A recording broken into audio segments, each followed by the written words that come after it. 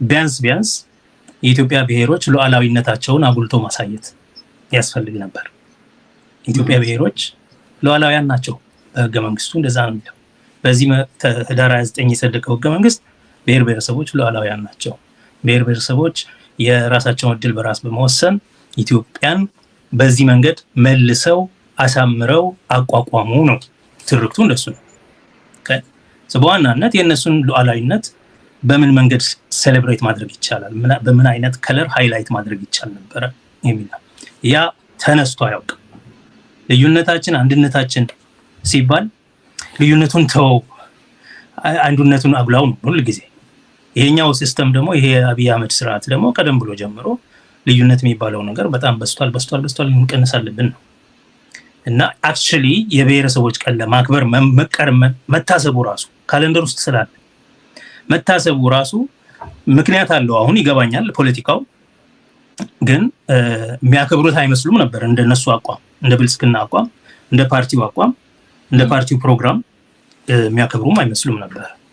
የሆነ ሆኖ በዋናነት የብሔሮች ሉዓላዊነት በዛ ስር ደግሞ መብቶቻቸውን ሃይላይት ማድረግ ነበር። ከአመት ቲም እየመረጡ ዘንድሮ ቋንቋን በሚመለከት፣ በሚቀጥለው ባህልን በሚመለከት፣ በሚቀጥለው ማንነትን በሚመለከት፣ በሚቀጥለው ታሪክን በሚመለከት ይሄ አንድ ላይ ተጠቃሎ ቋንቋ፣ ባህል፣ ታሪክ፣ ማንነት ካልቸራል ሰልፍ ዲተርሚኔሽን የሚባለው የአንቀጽ 39 ንዑስ ቁጥር 2 አካል ይሄንን ሃይላይት በማድረግ አሁን እነዚህ አራቱ የጠቀስኩልህ በየአመቱ አንዳንድ ቲም አድርገህ ማለት ነው በሱ ላይ ኮንፈረንስ ታደርጋለህ፣ ስብሰባ ሲምፖዚየም ነገር ታደርጋለህ። እሱን እነዛን ቲሞች የሚያሳዩ የተለያዩ እንቅስቃሴዎች ታደርጋለህ። ካምፔኖች ይኖራሉ።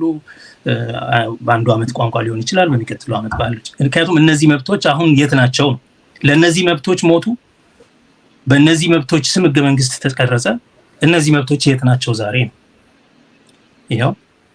ስለዚህ በትክክል እነዚህን ኢንትሮጌት የምታደርግበት ማለት ነው። ለምሳሌ አፍሪካን አሜሪካን ዳይ ወይም ማርቲን ሉተር ኪንግ ዳይ አሜሪካ ነገር ሲከበር የሚዘክሩት ትግላቸውን፣ መከራቸውን፣ የደረሰባቸውን እና ያ መብት የት ደረሰ፣ ሌጋሲው ምንድን ነው የሚለው። ኢንዲጂነስ ዳይ ስናከብር እንደዛ ነው። ያንን ነው ማድረግ የነበረባቸው። ሁለተኛ ራስን በራስ ማስተዳደር አንቀጽ 39 ንዑስ ቁጥር 3 ሉዓላዊነት ያልኩ አንቀጽ 8 ማለት ነው። ህገ መንግስቱ በመሰረቱ የህገ መንግስት ቀን ቢባል ለኔ ይቻላቸው ነበረ ነው። ምክንያቱም ህገ መንግስቱ የብሔረሰቦች የሉዓላዊነት መገለጫ ነው። ዜርፎር የህገ መንግስት ቀን ቢባል የነሱ ሉዓላዊነት ቀን ማለት ነው። ነገር ግን እሱን አይደለም ያደርጉ። ስለዚህ በመብት ደረጃ ሃይላይት መደረግ የነበረበት በደንብ ጎልቶ መውጣት የነበረበት አንደኛው ቅድም ያልኩ በአጠቃላይ በእንግሊዝኛ ሲገለጽ ካልቸራል ሰልፍ ዲተርሚኔሽን የሚባለው ነው። ቋንቋ፣ ባህል፣ ማንነትና ታሪክን የሚመለከት። ሁለተኛ ራስን በራስ ማስተዳደር በአንቀጽ 39 ንዑስ ቁጥር 3 ሙሉ የሆነ ራስን በራስ የማስተዳደር መብት አላቸው የሚል ስለሆነ ማለት ነው። ሶስተኛ የራስን እድል በራስ የመወሰን መብት አንቀጽ 39 1 ዋናው ማለት ነው እስከ መገንጠል ድረስ የሚለው ዋናው ኦብቪየስሊ እሱን ይሄ ሬጂም ይሄ ስርዓት ሃይላይት አያደርግም። ምክንያቱም ያንን አንቀጽ ለመሰረዝ ኮሚሽን አቋቁሞ ኤክስፐርቶች ቡድን አቋቁሞ አስጠንቶ የዳያሎግ ኮሚሽን ደግሞ አቋቁሞ እሱን ለመሰረዝ ለመሻር እየተንቀሳቀሰ ያለ ነው። 2 ጊዜ እኮ ጥናት ተሰርቶ ተሰራጭቷል። ብዙዎች ኢትዮጵያውያን አይፈልጉትም እሱን የሚል ማለት ነው። ይሄንን አልጠብቅም፣ ግን መደረግ ያለበት አንዱ ይሄ ነው። ይሄ መብት ኢንትሮጌት መደረግ ነበረበት። ዛሬ ልክ 1991 ነበረው የኢትዮጵያ ህዝቦችን አስተሳሰብ ዲቫይድ የሚያደርግ ሳይሆን መሰረታዊ ኮንሰንሰስ እንዲኖርበት የሚተቸውም ትችቱ በደንብ ኢንትሮጌት እንዲደረግ የሚያከብረውም የሚፈልገውም ፍላጎቱ ይዘት ያለው መንገድ ተተንትኖ ምንድነው እስከየት ድረስ ነው ምን አይደለም ምንስ አይደለም ነው የራስን እድል በራስ መወሰን ምንድነው ምንስ አይደለም። አንዳንድ ጊዜ ያልሆነው ነገር ነው አእምሮአችንን አጭቆ ይዞ የሚያጋጭ ፖላራይዝድ የሆነ ኮንቨርሴሽን ያለው። ይሄንን ማጉላትና በአንዱ አመት ለምሳሌ ይሄንን አንድ ቲም ማድረግ ይቻል ነበር። በሚዲያም ደረጃ ይሄንን ማድረግ ይቻላል። በነገራችን ላይ አሁን የተለያዩ የሀገር ብሔራዊ ቀኖች ሲከበሩ ሚዲያዎች የየራሳቸው ቲም በየአመቱ ይመርጣሉ። ጁላይ 4 ሲከበር እዚህ ሀገር ጃንዋሪ 26 ሲከበር አይ ዶንት ኖ የካናዳ ምን አይነት እንደሆነ በየሀገሩ ማለት ነው። የአፍሪካ ሀገሮች የኢንዲፔንደንስ ዴይ የቅኝ ግዛት ነፃ ያወጡበትን ቀን ሲያከብሩ የሚይዟቸው ነገሮች አሉ። ቀናቸው እሱ ስለሆነ የራስን ዕድል በራስ የመወሰን መብት ምንድን ነው የሚለው ላይ ሃይላይት ማድረግ ነበረበት። ከዛ በመቀጠል በኢኮኖሚ ራስን በራስ የመቻል መብትና የሀብታቸው ተጠቃሚነት። ሀብታቸው ሲባል የኢትዮጵያ ብሔሮች ያላቸው ሀብት የተፈጥሮ ሀብት ነው። አብዛኛው መሬትና መሬት ውስጥ ያለ የተፈጥሮ ሀብት ነው። መሬት ከመሬት ጋር ምናልባት ሌሎች ውሃ፣ ወንዝ፣ ሐይቅ የመሳሰሉ እና ከምድረ ከርስ ውስጥ ደግሞ ያለ ማዕድን ምናምን እነዚህ ናቸው። እነዚህን በመጠቀም ረገድ ምክንያቱም ይሄ ነው የራስን ዕድል በራስ መወሰን የብሔሮች ሉዓላዊነት አንዱ አካልና ሶስተኛ ማህበራዊ ኢኮኖሚያዊ እድገት ተጠቃሚነት። ምን አይነት መሰረተ ልማት ተሰራ? የት ደረስን? ስንት ዩኒቨርሲቲ ነበረን? ስንት ትምህርት ቤት ነበረን? ስንት ያስፈልገን ነበር? ምን ያህል እነዚህን ነገሮች የሚመዝኑበት እጥረታቸውን ለይተው ለወደፊት ምን መደረግ አለበት የሚለው ላይ በጥንካሬ በአጽንኦት የሚሄዱበት ምንስ ደግሞ እንዳቀባቸው በምን አይነት ትብብር በየት በኩል በየትኛው ፕራዮሪቲ የማህበረ ኢኮኖሚያዊ እድገት ማምጣት እንደሚችሉ የብሔሮቹ ማለት ነው እንደ አሃድ እያንዳንዳቸው ብሔሮች። አምስተኛ አገሪቷ እነሱ እንግዲህ የራሳቸው ብቻ ሳይሆን የአገሪቱም ኢኮኖሚያዊ እድገት ፍትሃዊ ተጠቃሚ የመሆን መብት አላቸው። የአገሪቱ የፌደራል መንግስቱ እንደ አገር በአጠቃላይ ከሚያገኘው ኢኮኖሚያዊ እድገት እንደሚባለው በየጊዜው 6% አደግን፣ እንደዚህ አደግን፣ ዘንድሮም አደግን ነው። ህዝቡ የሚበላው እያጣ ሰሞኑን ዛሬ ነው ትናንት አንድ ፉቴጅ አይነበረ አንድ ሰው ዝም ብሎ በራሱ ታክሲ ይዞ ከሆነ ጎሮ ከሚባል አካባቢ በመገናኛ አድርጎ በየካ በኩል ወደ ቀበና ወደ 4 ኪሎ ከዛ ፒያሳ ይሄዳል እና ታክሲ ውስጥ ይሄንን እየቀረጸ ነው መንገዱን ማለት ነው። ዛሬ ነው ማለት እየቀረጸ ሁኔታውን እያሳየ ይሄዳል። ብዙ አይናገርም። ከታክሲ እየተራመደ ጎሮ ማለት እንግዲህ ከመገናኛ ከገርጂ ወደዛ ማለት ነው። ከዛ ጀምሮ ነው የሚገርመው። ዝም ብለህ ስታይ ህዝቡ ያለው የጉስቁልና ደረጃ አንዳንድ ጊዜ ዝም ብሎ ፉቴጁን ወደ እግር ብቻ ያደርገዋልና አብዛኛው ሰው ነጠላ ጫማ ነው የሚያደርገው፣ ባዶ ሸበጥ ማለት ነው። በቃ ነጠላ ለብሰው ምናምን እና እዚህ ሀገር ነው ይሄ ሰው አደግን የሚለን ምርር ያለው በቃ የኑሮ የድህነቱ ደረጃ ታክሲ ውስጥ የሚገባው ሰው የሚወጣው ሰው ምናምን ስታየው ማለት ነው። ናው ችግሩ ሊገለጽ የሚችል አይደለም። ኦፍኮርስ ግን እነሱ አደግን ምናምን ይላሉ፣ በዚህ % አደግን። ኦኬ በዚህ በብሔረሰቦች ቀን ያን አይነት እድገት ካለ የዛ እድገት ፍትሃዊ ተጠቃሚነት ለሁሉም ብሔሮች ምን ደረጃ ነው የደረሰው? ምን አገኙበት? ምክንያቱም ከናሽናል ኬኩ ከብሔራዊው አገራዊው ኬክ ምን ኦር ፓይ ነው የሚሉት በፌደራል ፊስካል ፌደራሊዝም ላይ the national pie or national cake ይሉታልና ከሀገራዊው ኬክ ምን ያህል ስላይስ ደረሳቸው? የትኛዋ ስላይስ ደረሰቻቸው ነው? ምንም ሳይደርሳቸው ወዳውን ነው የሚሸከሙት እንደ ለገደምቢ ማለት ነው፣ ወይም እንደ ሶማሌ ክልል ወይም እንደ ቤኒሻንጉል ወዘተ ይዘመትባቸዋል፣ ይወጋሉ፣ ግን ንብረታቸው ይዘረፋል በየቀኑ። አንዱ የዩናይትድ አረብ ኤሚሬትስን ወደኛ ሀገር ጉዳይ ጠልቃ እንድትገባ የሚያደርገው አሁንም ወደፊትም አሁን በእነሱ ገንዘብ የሚቋቋም አንድ የሜርሲነሪ ካምፓኒ አለ እና አብይ ያቋቋሙ ያሉት በዩኤኢ የሚደገፍ ያ ካምፓኒ አንዱ የሚሰራው የማይኒንግ ተቋማት የማዕድን ቁፋሮ ተቋማት ከኢትዮጵያ ከጉጂ ቀንጢቻና ከደምቢ ማለት ነው ለገደምቢ ከዛ ጀምሮ እስከ ማላዊ ድረስ የዩኤኢን ኢንተረስት የሚጠብቅ ሜርሲነሪ ካምፓኒ እያዘጋጁ ነው። በወር $1,000 የሚከፈላቸው ወታደሮች የሚቀጥር ዝርዝሩን በኋላ እንመጣበታለን። ይሄንን ግን ከነዚህ አካባቢዎች የማዕድን ሀብት ይወሰዳል። ምክንያቱም የፌደራል ኃላፊነት ነው ይላል ማዕድን እና ተፈጥሮ ሀብት።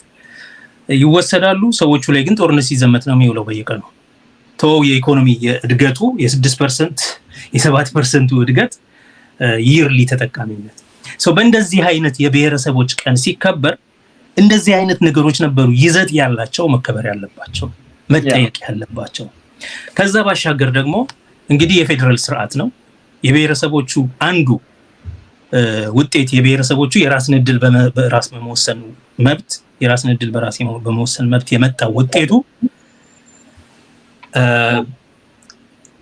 በመፈቃቀድ የምንኖርበት የፌደራል ስርዓትና ፌዴሬሽን መመስረት ነው። ስለዚህ የነሱ እንደዛ ነው የሚለውና ህገ መንግስቱ ማለት ነው። እኛ ኢትዮጵያ ብሔር ብሔረሰቦችና ህዝቦች በገዛ ፈቃዳችን የራሳችንን ዕድል በራስ መወሰን መጠቀም ይሄንን ህብረት ዘላቂ ሰላም ለማምጣት የኢኮኖሚ እድገት እና በህግ የበላይነት ላይ የተመሰረተ የሰብአዊ መብትን የሚያከብር ስርዓት የተዛነፉ በታሪክ የተዛነፉ ሁኔታዎችን ለማስተካከል ምናምን ነው የሚለው። ኦኬ ፌዴሬሽኑ ካለ ፌዴሬሽኑ ውስጥ ብሔሮች አገርን በጋራ የማስተዳደር ስልጣን ላይ ምን ደረጃ ደረሱ? እነ ብልጽግና ያው ሀገሪቱን በሙሉ ብልጽግና በማድረጋችን ድሮ አጋር ድርጅት ይባሉ የነበሩት አሁን ዋና ድርጅት ስለሆኑ አንድ ሆነናል ምናምን እያሉ ነው። ቤሲካሊ ግን ሴንትራላይዝድ ነው የሆኑት። ፓርቲው ሴንትራላይዝድ ሆነ በፓርቲ አወቃቀር ደረጃ። ከዛ ደግሞ ስልጣን ግለሰባዊ ነው የሆነው። ስለዚህ ይሄንን ኢንትሮጌት ማድረግ በፌዴሬሽኑ ውስጥ ብሔሮች አገርን በጋራ የማስተዳደር ማለትም በውክልና ለምሳሌ በፌዴሬሽን ምክር ቤት ውስጥ ብሔሮች አሉ ወይ? ትግራይ የለም ለምሳሌ ዛሬ። የኦሮሞ ብልጽግና ነው ያለው። ምክንያቱም ብቻውን ኦሮሞ ብልጽግና ደግሞ ብቻውን የተወዳደረ ኦሮሞ አይደለሁም ያለ ፓርቲ ማለት ነው። ኦኬ የኦሮሞ ህዝብ የለም። ለዛም ነው ጦርነት ዝም ብሎ የሚዘመትበት። አሁን የአማራ ክልል እየሆነ ያለውን የምታየው ነው። በመንግስት ስልጣን ያሉ ሰዎች ይታሰራሉ፣ በክልላቸው ያሉት ይገደላሉ፣ ኢቭን ተቃዋሚ ፓርቲ አባላት እስር ቤት ነው ያሉት። የት ነው የነማን ብሔር ነው የተወከለው በፌደራል ስርዓት አስተዳደር ውስጥ እያልክ መቀጠል ይችላል። እነዚህ ብሔሮች ድሮስ ቢሆን ኢትዮጵያ አይታቸው ማታቃቸው የዳር ሀገር ሰዎች በአብዛኛው የደቡብ ኦሞ ዞን አካባቢ ያሉ ምስኪን ህዝቦች ከዳሰነች አንስቶ ኤርቦሬ፣ ሙርሲ፣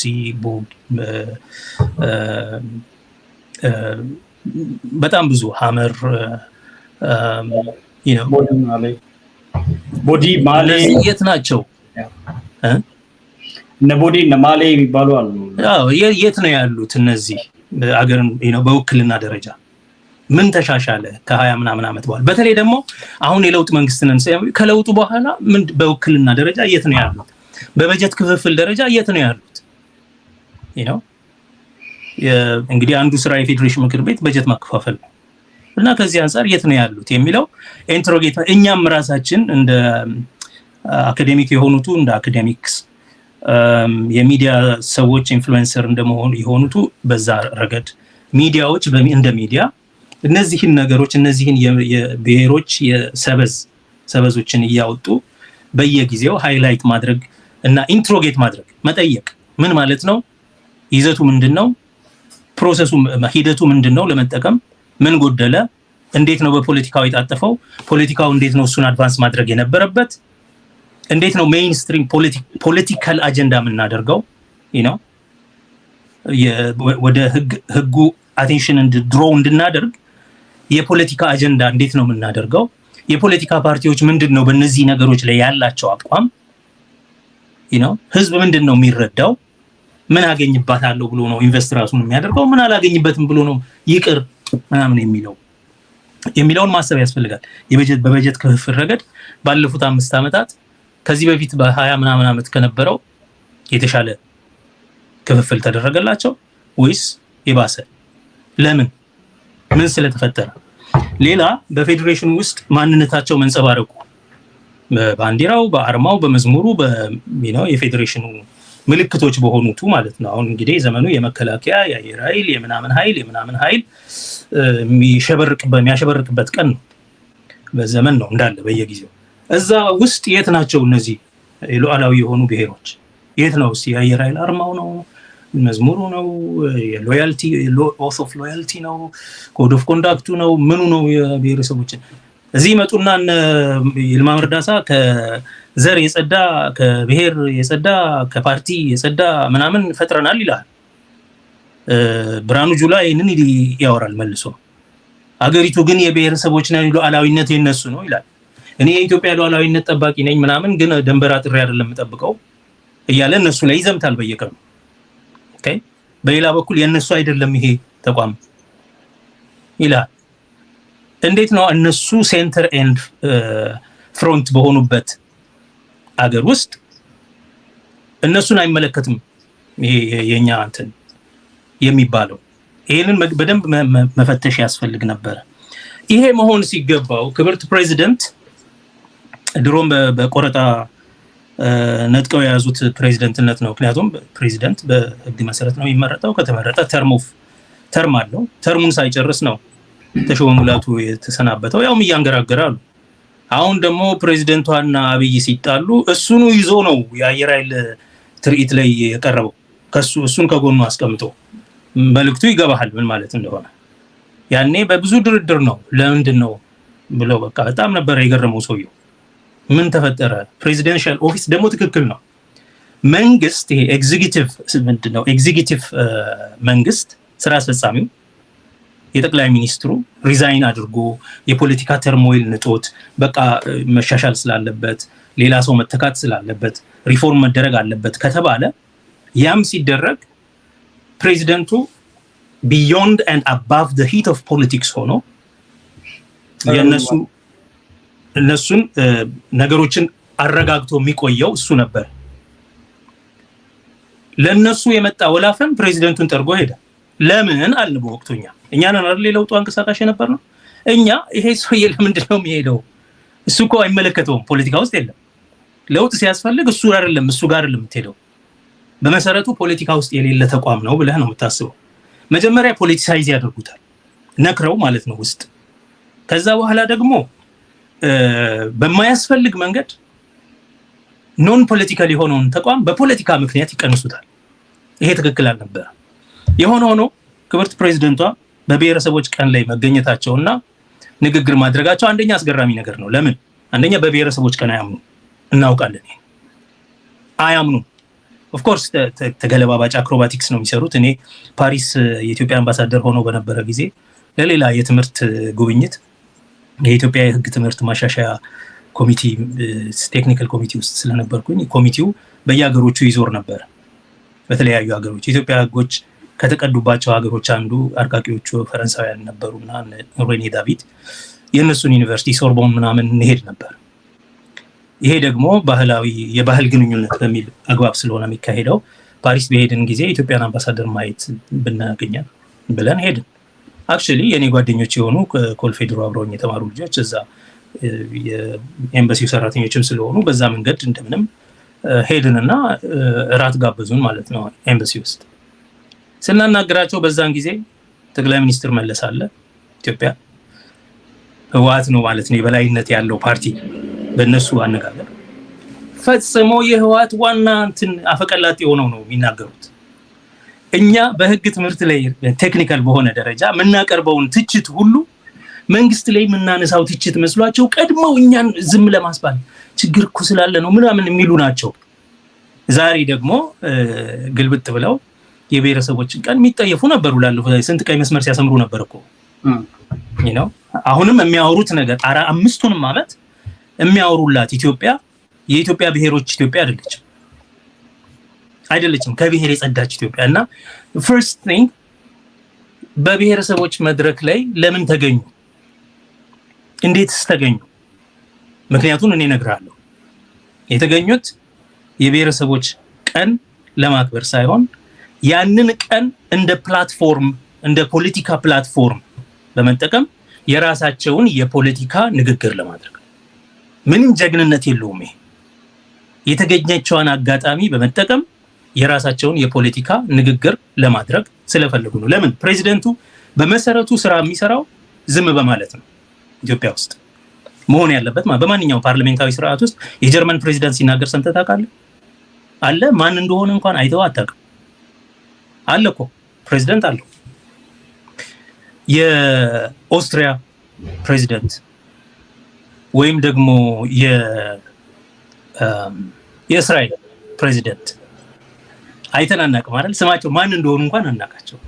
ፕሬዚደንሻል የፕራይም ፓርላሜንታሪ ስርዓት ውስጥ ያሉ ፕሬዚደንቶች ስራቸውን የሚሰሩት ዝም በማለት ነው፣ ብዙ ባለማድረግ ነው። ሌላ የእንግሊዝ ነገስታት፣ ንግስቲቷ ድሮ አሁን ንጉሱ፣ ብዙ ነገር የሚሰሩት የነሱ ዲዩቲ ምንድን ነው ቢባል አለመስራት ነው። ግዴታቸው ፖለቲከኞቹ እንደፈለጉ ሲሆኑ እነሱ ከፖለቲካው ራሳቸውን ሳብ በማድረግና በመራቅና ዝም በማለት ኖን ፖለቲካል የሆኑ የክሪስመስ ቀን ምናምን ነው ንግግር የሚያደርጉት። የአዲስ ዓመት ምናምን ፖለቲካዊ ባልሆኑ ሰብአዊ በሆኑ ሁሉንም አገሩን ከፖለቲካ ባሻገር በሚያያይዙ እንደው ነገር ጋሽ ግርማ እንኳን እኮ ግርማ ወልደ ጊዮርጊስ ብዙ ስንተቻቸው የነበሩ በዛፍ ተከላ ጉዳይ የሩጫ ጉዳይ ምናምን ነው እኮ የሚመጡት እንጂ አታያቸው።